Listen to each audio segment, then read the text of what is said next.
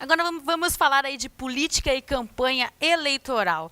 Há pouco mais de 3 meses das eleições, a pesquisa Ibope aponta a presidente Dilma com 38% das intenções de voto, atrás de Aécio Neves com 22% e Eduardo Campos com 8%. Aqui no estado, Ana Amélia Lemos, do PP, e Tarso Genro, do PT, lideram as pesquisas. E é sobre esse assunto aí que a gente conversa agora com o cientista político e professor da URGS, Benedito Tadeu César. Boa noite, obrigada pela presença. Boa noite. E também o cientista político e professor da UBRA, Paulo Moura. Boa noite pela presença também, professor. Tudo bem? O cenário aí atual se mostra polarizado, né? As pesquisas indicam que haverá segundo turno entre Ana Amélia Lemos e o Tarso Genro. Ainda há espaço para uma surpresa, Benedito? Olha, em política sempre há espaço para surpresas. A tradição no Rio Grande do Sul, e isso aconteceu na eleição com Rigoto, aconteceu com Ieda, não é? É que, às vezes, um terceiro candidato surge das cinzas, não é? E atropela aqueles que estão na dianteira. Então a gente não pode eliminar essa possibilidade nessas eleições. Eu acredito que seja difícil, mas não impossível. Tá? A tendência é que a gente tenha uma definição entre esses dois candidatos que estão liderando as pesquisas. Professor Paulo, se tivesse aí uma terceira via, seria quem, né? O José Ivo Sartori ou o Vieira da Cunha? Olha, mais provável o Sartori, né? A gente, se tiver um termo de comparação, seria com a eleição do Rigoto, que partiu de 3 ou 4% numa eleição que tinha o ex-governador Antônio Brito, que tinha saído do PMDB para o PPS. E antes da eleição começar, muitos eleitores achavam que Brito era o candidato do PMDB. Então, quando a eleição começou, o Pedro Simon, principalmente, veio para a televisão avisar os eleitores: olha, o candidato do PMDB é o Rigoto.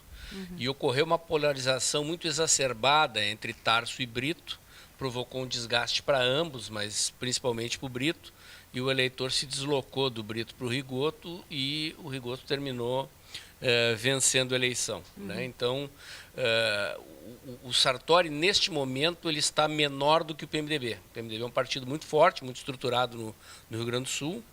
Resta saber se a televisão vai possibilitar ele decolar e cumprir esse papel que o Rigoto cumpriu na outra eleição. Né? É uma interrogação ainda se vai se repetir esse fenômeno das eleições anteriores, em que Rigoto e Ieda atropelaram um dos polos e venceram a eleição. Agora, na opinião de vocês, por que a gente ainda não está vendo a campanha nas ruas, né? Seria porque os partidos estão se dedicando mais à campanha da televisão? Seria isso?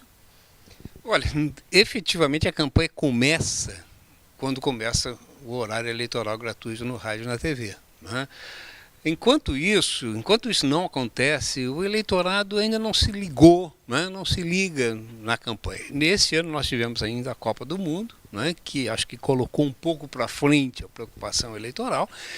Então eu acho que a gente só vai começar a ver de fato campanha, que as pessoas começam a se entusiasmar, né? Lá para dia 19, que começa a campanha, 20, 22, por aí, né? Até o final do mês. Eu acho que tem uma outra coisa ainda, quer dizer, com a regularidade democrática, as eleições começam a entrar no cotidiano das pessoas, não é? Aquela coisa ritualizada que era uma quebra do cotidiano, né? Vamos imaginar, nós ficamos 30 anos sem eleições para presidente da República e para governador de estado. Quando ocorreu novamente, bom, era aquele empenho, né? Quer dizer, todo mundo, agora nós vamos mudar tudo. Hoje a gente já percebeu, todo mundo já percebeu, olha, as coisas mudam, mas elas não mudam com a velocidade, com a intensidade mudam, mas não que a tanto. gente imagina. Exatamente. Isso, né? Né? Então, há também não é que o eleitorado perde o entusiasmo, sabe? Eu acho que essa coisa de dizer, vai aumentar o número de voto nulo, não é assim. Mas não torna as eleições um evento.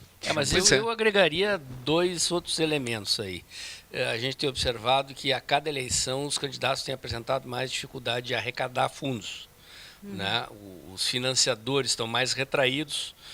Há uma questão ainda pendente na Justiça, que é a decisão sobre autorização ou não para pessoas jurídicas, empresas continuarem doando. Então, as empresas que costumavam financiar estão retraídas.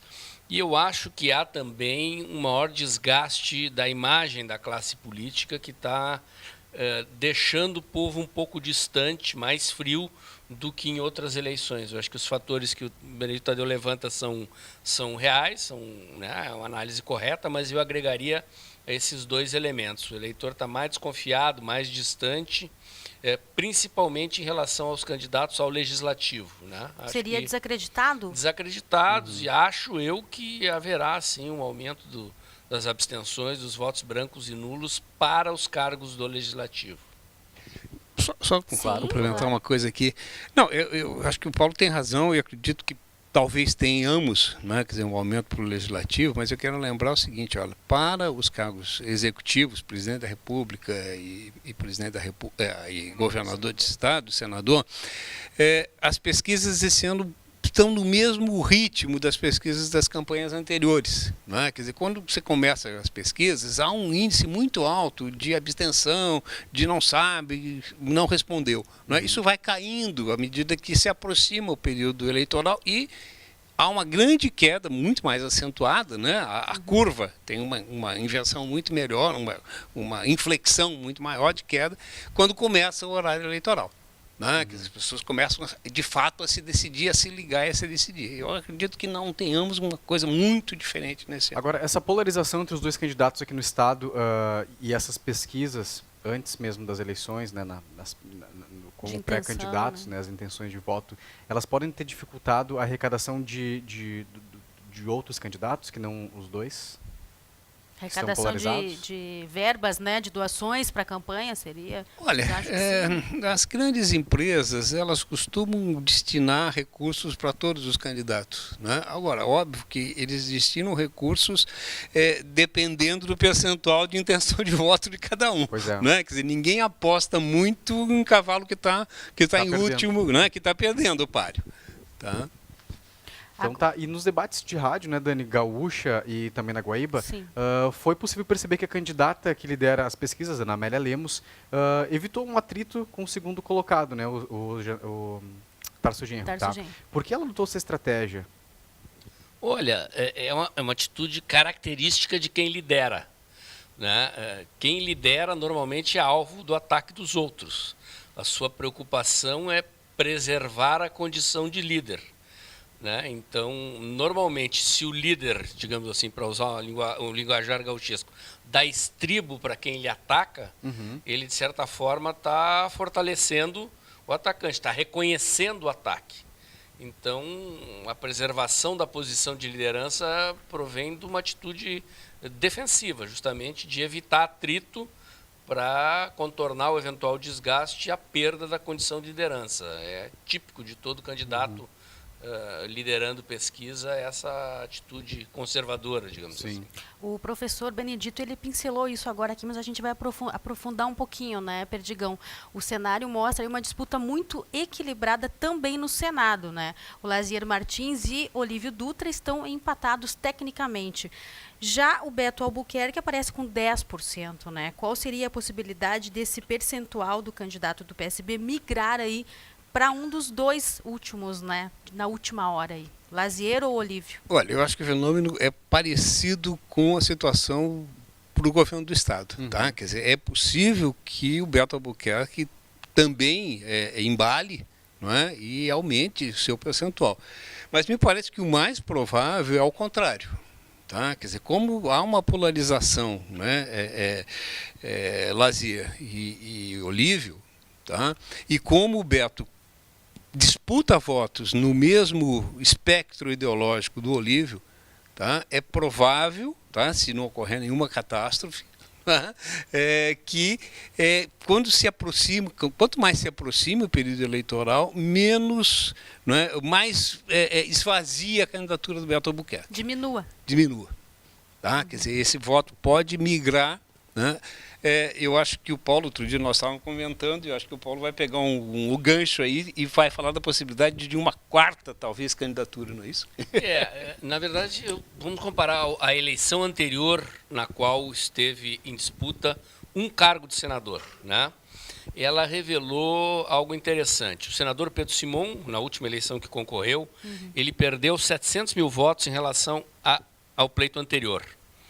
E se elegeu, mas surgiram naquela eleição 2 nomes, a vereadora Mônica Leal, suplente de vereadora Mônica Leal, e o ex-deputado estadual não reeleito Mário Bern, e ambos fizeram 15% dos votos. E isso revela o eleitor buscando novidade, né? Então vamos observar, se o Lazier tem cerca de 30, o Olívio tem cerca de 30, o Beto tem 10, tem pelo menos aí uns 20 pontos percentuais de eleitores sem candidato, né? Então eu não descarto que haja algum tipo de movimentação nessa área, mas também chama atenção que essa polarização pode provocar movimentos de convergência, ou em relação ao Olívio, como diz o Benedito, quer dizer, o eleitor mais à esquerda querendo derrotar o Lazier, ou eventualmente outro nome que surja, converge rapidamente para o Olívio, como o eleitor que não quer eleger o PT pode convergir rapidamente na reta final para um nome capaz de eventualmente impedir a eleição de Olívio Dutra, né? Talvez até a eleição para o Senado nos revele mais emoções do que a eleição para governador. Bom, o fato do Olívio ter entrado, né, em última hora para a candidatura ao Senado fez o Lazier ter um pouco menos de calma, né? Sim, olha, o Lazier, um pouquinho mais nervoso. Né? Eu acredito que o Lazier tinha consigo que ele teria uma eleição tranquila. Pois é. Né? Quer dizer, ele teria ele tinha inicialmente uma grande vantagem, né? E uma possibilidade de se eleger assim, com uma margem de votos muito grande. A entrada do Olívio equilibrou a disputa, né? E eu acho que ela está em aberta, entende? Quer dizer, qualquer resultado é possível aí. Agora falando um pouco aí sobre o cenário nacional, né? Recentemente o Banco Santander ele mandou uma carta aos clientes de maior renda dizendo que o crescimento da Dilma nas pesquisas deteriora a macroeconomia do país. A gente sabe que o PT e a presidente Dilma Rousseff ela tem aí um grande apelo entre as camadas mais populares, né? Até que ponto isso atrapalha ou ajuda a campanha dela? Olha, eu acho que, por incrível que pareça, pode até ajudar a campanha da Dilma, tá? Porque marca a polarização. Né? Eu quero lembrar que em 1989, tá, o Mário Amato, que era presidente da Fiesp naquela época, né, presidente da Federação das Indústrias do Estado de São Paulo, disse que, acho que 80 mil, se me lembro o número, né, empresários brasileiros sairiam do país se o Lula ganhasse. 800 mil. Pior ainda. Né?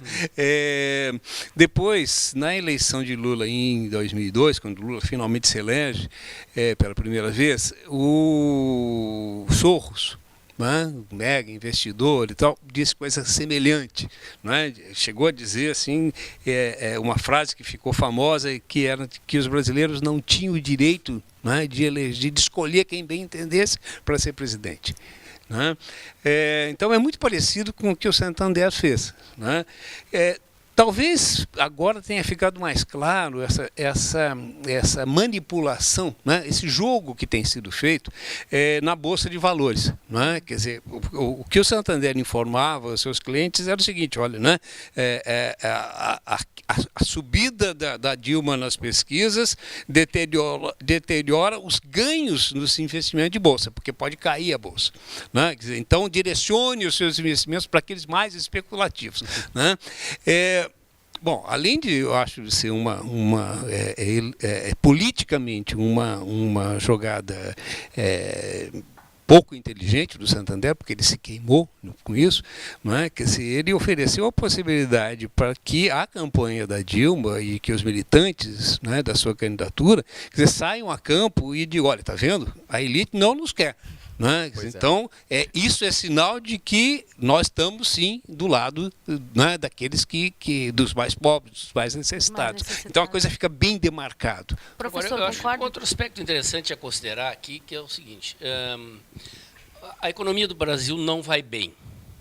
Todos os números, né, que se tem visto sobre inflação, sobre contas externas, sobre contas públicas, apontam um cenário de deterioração da economia do país, né?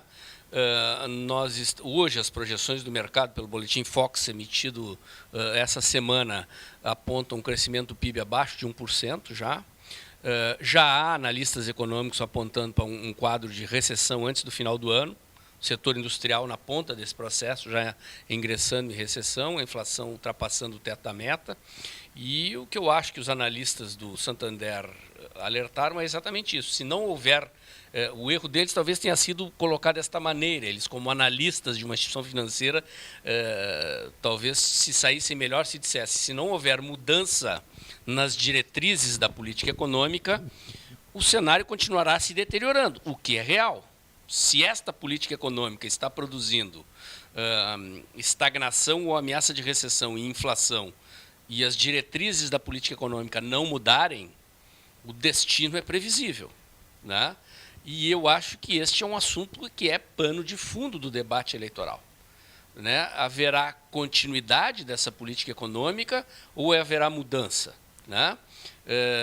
Se é para haver mudança, a candidata do governo quer mudar, irá mudar ou manterá estas diretrizes? Né? Eu acho que essa é uma questão importante na eleição. Agora, tudo isso, né, a expectativa de crescimento do PIB aí de 1%, né, cerca de 1%. A inflação que não está aí dentro do que o governo espera, né, e que a população quer também.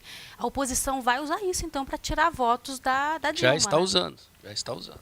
Quer dizer, a gente pode dizer que não é a gasolina, mas é um... Sim, né, não, eu acho que sem dúvida. Eu acho que o grande tema da campanha, né, eu acho que o grande tema da campanha, principalmente para o governo federal, será de fato a economia. O que me parece muito bom, né?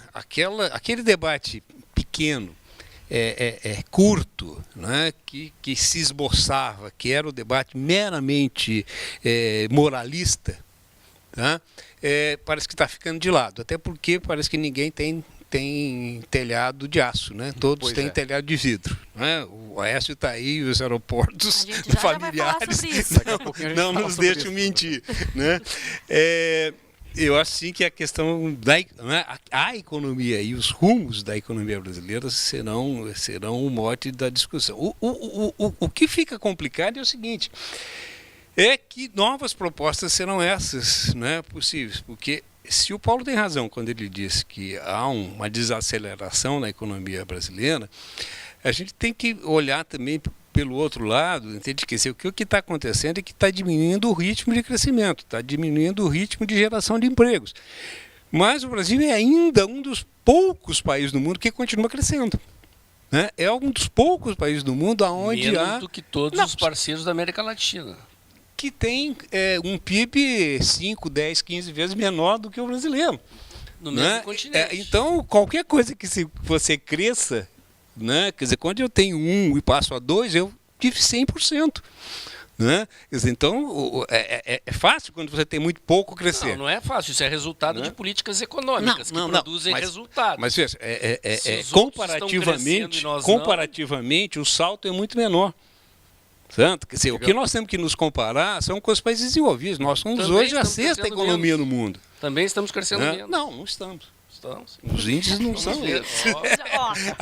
A questão é a seguinte, não se trata, eu acho que a questão é a seguinte, não é se esse governo vai fazer ou não. A minha questão é a seguinte, quer dizer, quais são as propostas para se fazer diferente? Essa é a grande questão. Seja da Dilma, ou seja dos seus adversários, o que precisa vir a público, não é isso? É o que se vai fazer para fazer diferente. Aí sim nós vamos ter um debate de alto nível que vai contribuir para todos, né, e para o futuro do país. Vocês concordam que, sendo a Dilma ou quem quer que seja, tem que fazer algo diferente, né? Isso aí... Eu não sei se a Dilma concorda, porque ela é economista e ela está no governo e não está mudando. Ela teria a oportunidade de mudar desde já, né? Porque se o rumo é ruim, se o resultado que se apresenta é ruim e ela é presidente, ela já poderia ter mudado.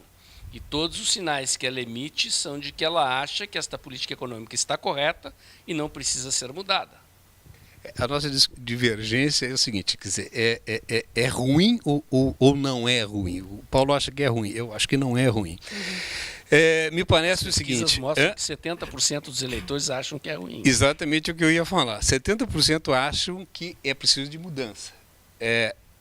30 e poucos por cento acham que precisa de grandes mudanças. Outros 30 e pouco, quase 40, acham que precisa de alguma mudança. E aí que nós temos que ver, né? Quer dizer, que é preciso mudanças, eu acho que todo mundo deseja mudanças. O problema são os rumos da mudança. Né? Quer dizer, para onde nós queremos ir? Nós queremos mudar tudo, não é? Ou nós queremos fazer ajustes naquilo que está ocorrendo. Entende? Por isso que é preciso que sejam explicitadas as propostas. Eu vou pedir para a gente dar um tempinho só na nossa conversa, que a gente já, na volta do intervalo, fala um pouquinho mais de política.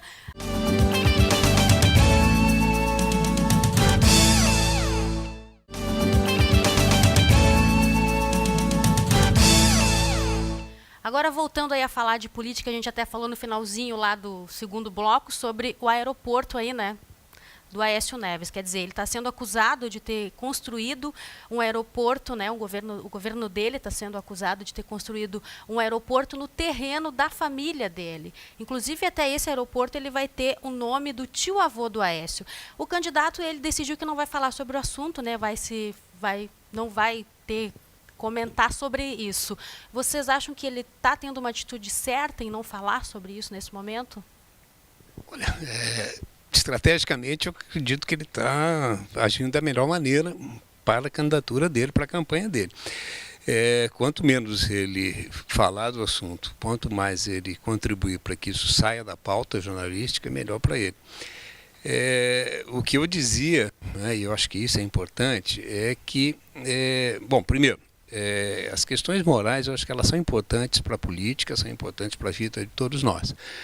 Mas elas não devem ser o foco das campanhas eleitorais. Não é? Se nós ficarmos discutindo quem é mais honesto do que o outro, né, a honestidade tem que ser um pré-requisito dos políticos. Certo? Se nós pudéssemos, né, eliminar todos aqueles que têm atitudes incorretas, seria maravilhoso. E não pode, né, então cabe ao eleitor escolher e fazer a triagem. Mas mais do que a gente escolher alguém pela sua aparente honestidade, porque ninguém é culpado até que seja condenado, não é? Que se prove o contrário, que se prove o contrário. Não é isso? Eu acho que nós precisamos analisar as propostas, não é? Como os colegas diziam aqui, não é? Quer dizer, nós temos que analisar as propostas dos candidatos. Quer dizer, o grande tema, me parece, de importância nessa eleição é o tema da economia. Não é? Vai ser a principal demanda. Vai ser a principal demanda. Seria a grande mudança que o Brasil precisa? A economia seria o grande... Olha, eu não sei, né, até que ponto nós precisamos fazer grandes mudanças econômicas, entende? Quer dizer, me parece a necessidade de ajustes. Não é? A grande questão, me parece, é o seguinte: nós temos dois grandes campos em disputa hoje, né, na presidência da República e também no governo do Estado. Quer dizer, nós temos um campo que está do lado do PT, que é um campo onde valoriza a atuação do Estado e o Estado como um agente de regulação econômica e de promoção de desenvolvimento, ou não. Não é? E nós temos um outro lado que analisa, aí, que seria um lado do PSDB e outros partidos, que tem uma outra concepção de Estado, que entendem que um Estado menor é mais eficiente do que um Estado maior. E que o Estado deve se retirar da regulação da economia, deixando isso ao critério do mercado. Isso, grosso modo. Não estou entrando aqui em... Tá? Quer dizer, em cima disso, é importante que os candidatos dos dois lados explicitem suas propostas. Quer dizer, é preciso que o eleitor saiba, olha, tem dois grandes campos, ou um terceiro campo, tá? Mas a chamada terceira via, e que cada um desses candidatos diga, olha, eu tenho essa concepção de Estado e dentro dessa concepção eu pretendo fazer isso. Isso não, eu tenho essa outra e pretendo fazer assim. O professor concorda, Paulo Moura? Em termos, olha, eu diria primeiro o seguinte, acho muito difícil que não se debatam questões morais, eu acho que isso não será o centro. Mas o governo atual foi marcado por grandes escândalos, o mais recente, embora está desaparecido da imprensa nesse momento, é os problemas com a Petrobras. né? Acho muito difícil que isso escape do debate eleitoral, né? Se vão trazer o aeroporto do Aécio para o debate, não tem dúvida de que a Petrobras, também entra, que foi um dos grandes cavalos de batalha da presidente Dilma, né? E no sentido de que iam valorizar a empresa, hoje a empresa está em situação extremamente difícil, assim como a Eletrobras, decorrente de decisões econômicas deste governo. E esta questão, mesmo que não envolva nem o aspecto moral, a questão da qualidade da gestão das empresas estatais, né, está em xeque. Quer dizer, a presidente baixou o preço da energia elétrica numa canetada, provocou uma crise no setor energético do país e hoje o cidadão está tendo que pagar aumentos que vão de 17% a mais de 30%, dependendo da distribuidora de energia, né, decorrente da necessidade de consertar o estrago da decisão anterior. Então, eu acho muito difícil. Né? E, primeiro, assim, não vejo grande diferença entre o PT e o PSDB nesse aspecto que diz respeito à regulação da economia, uma série de questões foram levantadas aqui. Há, sim, diferenças de diretrizes econômicas de um partido que foi responsável pela criação do Plano Real, pela redução da inflação no Brasil, né, e que vai fazer contraponto com esta política econômica do governo Dilma, que, como nós vimos aqui, está produzindo um cenário de estagnação com inflação. Agora, professores, assim, muito rapidamente, eu queria que vocês dessem uma dica, a gente pode dizer isso, no que o eleitor tem que prestar atenção nessa eleição, assim, durante a campanha, né, rádio, TV, o que ele tem que prestar atenção muito rapidamente, que o nosso programa já está acabando. Por favor. Eu queria só primeiro fazer uma observação. A grande diferença entre nós dois é que eu explicito as diferenças e não faço campanha. O Paulo assume as suas candidaturas e faz embate político. Isso fica muito complicado, não é, num debate. Até porque nenhum de nós é candidato. Professor, vamos lá. Rapidamente. Repete a pergunta, por favor. No que o eleitor tem que prestar mais atenção aí na hora da campanha? Eu acho que tem que prestar atenção às propostas. Não é? E principalmente o seguinte, quem diz que vai chegar, vai mudar tudo e vai resolver todos os problemas, como se tivesse varinha de condão, foge dele, porque esse é um grande picareta. Professor Paulo Moura? Olha, já que o meu colega é neutro e eu sou posicionado... Não, eu não sou neutro, eu só não uso os espaços públicos para propaganda. Telespectador, né? Eu, se fosse o eleitor, eu prestaria atenção em duas coisas. Primeiro, na questão moral. Vamos pesquisar a vida pregressa dos candidatos. E dois, eu acho que assim, o eleitor brasileiro sinalizou claramente, a partir das manifestações de junho de 2013, a questão da necessidade de melhoria nos serviços públicos de transporte, infraestrutura, educação, saúde, segurança e política econômica. Então, vamos prestar atenção no que os candidatos estão oferecendo aos eleitores em relação a essas questões para escolher direito.